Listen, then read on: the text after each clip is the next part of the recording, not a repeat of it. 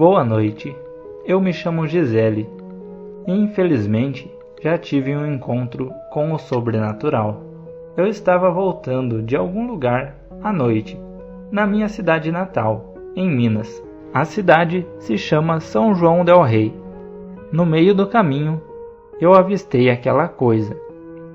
Ela estava lá em cima, na ponta alta do morro, parada, e os cabelos, ou seu véu, estava voando.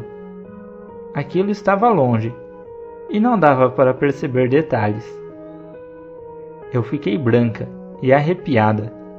Lembro-me até hoje, o vento frio que vinha de cima do morro. Corri como nunca para minha casa, e rezei várias vezes antes de dormir. Quando contei a meus familiares, os mais velhos falavam se tratar da mulher de branco.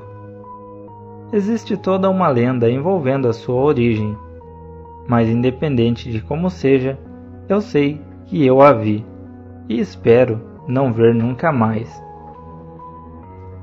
Boa noite, meu nome é Bruno. Sobre a mulher de branco, eu também já a vi. Eu tinha uns 8 anos e morava em uma fazenda com meus pais. Na época, não tínhamos energia elétrica e nem água encanada. Tínhamos a chamada patente. Chamamos assim aqui no sul, aqueles banheiros feitos de madeira, que ficavam longe da casa. E como eu sempre fui muito medroso, eu fiquei com medo de ir fazer xixi na patente de madrugada. E como atrás da minha casa tinha um banhado, é tipo um laguinho bem raso, com umas folhas aquáticas que eu não sei o nome. E também havia um tronco de árvore caído dentro do banhado, cuja ponta se elevava saindo da água, e ficando uma ponta de mais ou menos 1,5 metros para fora, apontando para o céu em diagonal. Lembro que era uma noite de lua cheia, e eu estava muito apertado. Abri a minha janela e fiquei de pé na cama, e comecei a fazer xixi. Quando olho para a banda do banhado, vejo a mulher na ponta dos pés, olhando fixa para o céu. Lembro de não ter sentido medo nenhum, só fiquei ali parado, olhando por uns minutos. Depois, fechei a janela, deitei e dormi. No outro dia levantei e fui até a árvore caída, mas não tinha nada de diferente lá. Foi uma experiência que jamais vou esquecer. A sensação de não ter medo foi muito estranha. Senti uma calma dentro de mim. Quando comentei com minha mãe, ela disse que era a Iemanjá, mas nunca acreditei nisso. Boa noite, me chamo Iago. E a história que vou contar foi contada pela minha avó. Ela diz que perto da casa onde ela morava tinha um brejo. E um dia ninguém conseguia achar a sua irmã mais nova, que ainda era um bebê, mas ouviam o seu choro vindo de longe. Quando seguiram o choro, acharam a menina em cima de um toco de árvore, no meio do brejo. Todos estavam molhados e cheios de lama até o peito, mas a criança não tinha uma gota de água. A casa deles tinha alguns buracos, e as meninas brigavam para dormir no canto, porque o Saci puxava e dava nó no cabelo delas. Certa vez, o meu avô foi caçar na mata, e um dos homens que estava junto com ele matou um animal e deixou para trás. E então eles ficaram perdidos na mata por um bom tempo. E esse homem se perdeu deles e sumiu.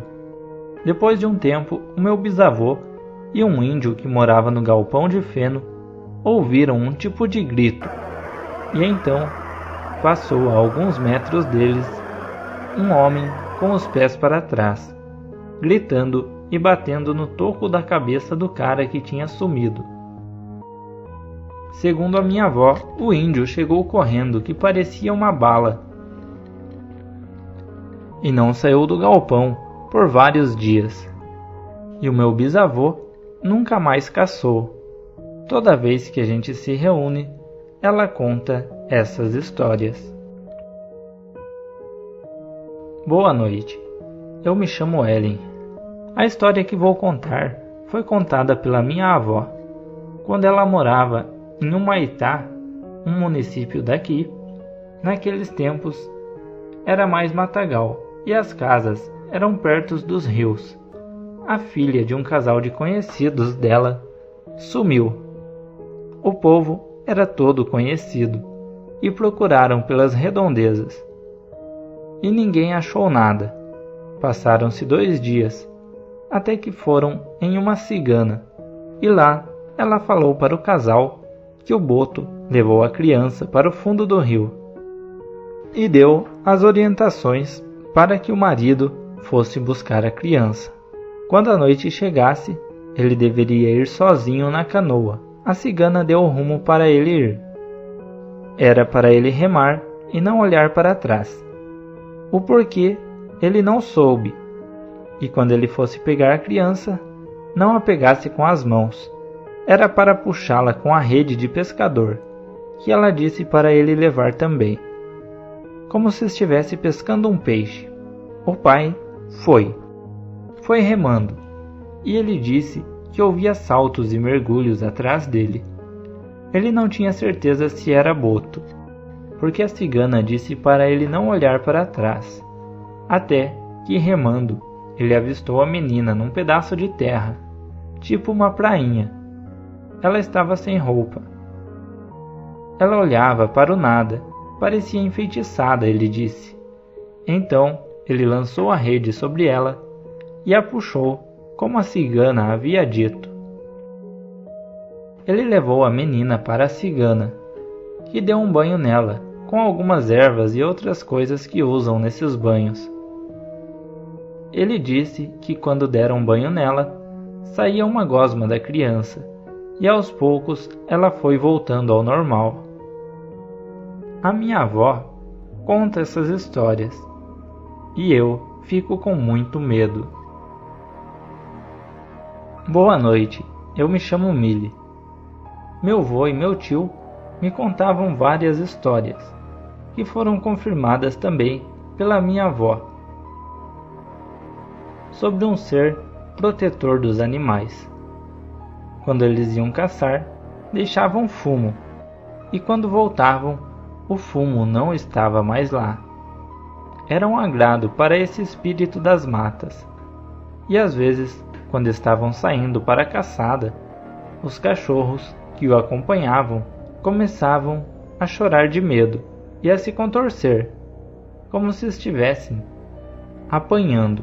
E então eles sabiam que naquele dia a caipora não tinha os autorizado a matar os animais, deixando claro que eles só caçavam para o consumo e não por maldade, aqui no sertão do Ceará.